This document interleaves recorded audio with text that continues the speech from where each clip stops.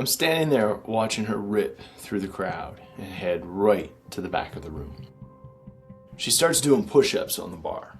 Her band's still on stage, ripping through this huge-ass breakdown. The crowd is losing their minds. Then, she high kicks her way back onto the stage like some wild hybrid of Joan Jett and Biff Naked.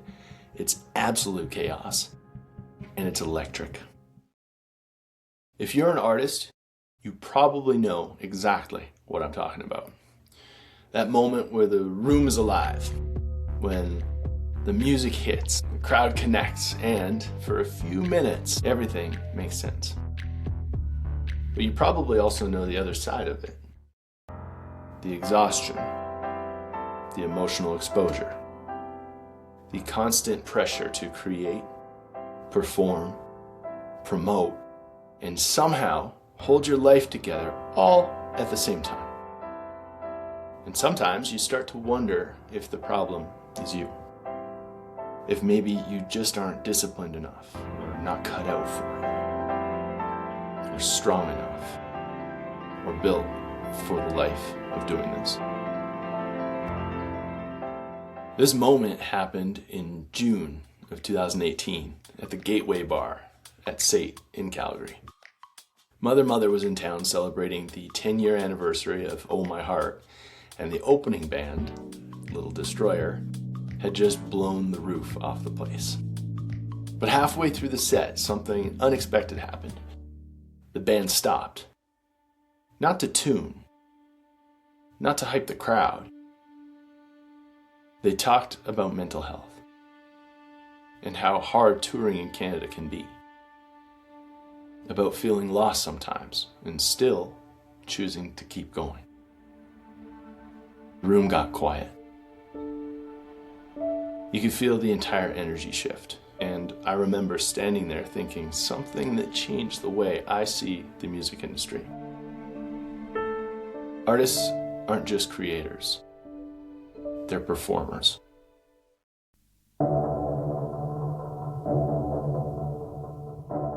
When people talk about the struggles that artists face, the conversation usually goes in the predictable directions. People talk about the algorithm, streaming payouts, social media pressure, touring costs, and those things are real. But they're not the root problem.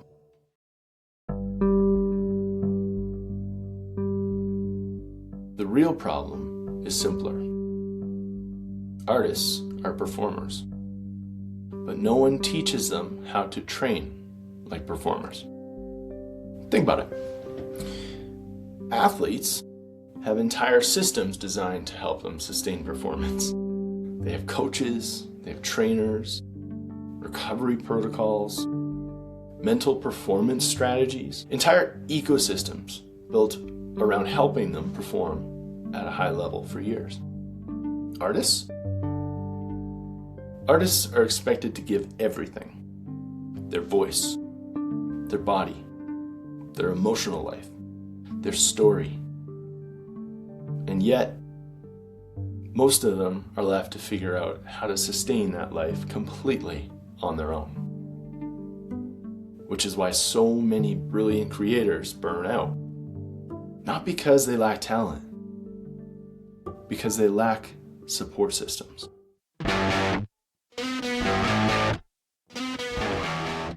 Over the past 10 years, I've been developing a framework I call the MusicFit Method. It's built around a simple idea. Creativity becomes sustainable when 3 systems are supported: sound, strength, and story. Sound regulates the nervous system. Strength builds the physical capacity to perform. And story helps artists transform their life experience into meaningful art. When those systems are supported, something interesting starts to happen. Artists develop focus, they understand their position, and they make clearer creative choices. And over time, they grow into what I call brave artists. Brilliant in their craft. Resilient in their life. Artist-athletes who treat creativity like a performance practice, with a vision to empower others through their art. Creators who can sustain their work for decades instead of burning out after a few intense years. Imagine a creative ecosystem built around that philosophy.